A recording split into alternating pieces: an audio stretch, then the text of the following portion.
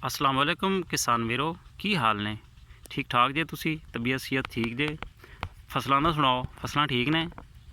अच्छा भाई जी ये मिर्च की फसल है हाईब्रिड तो महीना चलता पिया सितंबर 15 तो फसल नूं देखो तुसी ये बिल्कुल बर्बाद हुई खुली है। ਇਹਦੇ ਤੇ फर्टिलाइज़र ਇਹਦੇ ਤੇ ਪੈਸਟੀਸਾइड ज़राई अद्वियात बड़ियां अच्छी अच्छी कंपनियां यूज़ कीतियां लेकिन फिर भी ये फसल बर्बाद हो गई। देख लो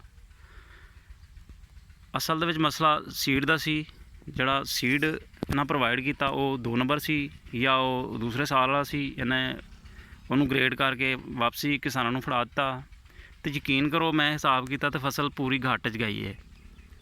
हुण इस गल दा जिम्मेदार कौन है? महकमा ज़राअत है या फिर किसान या फिर कंपनियां? मतलब ये की हो रहा पाकिस्तान दे विच? जिन्हां दा मर्जी जिवें दिल करदा उवें कर रहे हैं किसानां नाल। तबाही फेरती ना कुछ भी नहीं। एवें देख लो कपास की फसल तबाह हो गई, एवें तुसीं मिर्च की फसल देख लो हर पासे 2 नंबरी की है।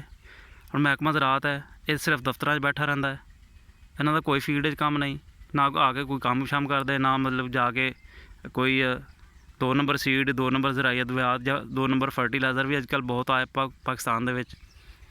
खादां ने वो भी 2 नंबर आ रही ने। हुण दसो किसान किहड़े पासे जाए?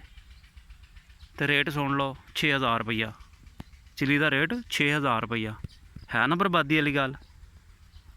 किसान वीरो हुण तुसी इस तरह करो कि ये वीडियो नूं शेयर करो तो कमेंट करो लाइक करो। कमेंट दे विच दसो कि किसान हुण किहड़े पासे जाए की करे। शुक्रिया तुहाडा।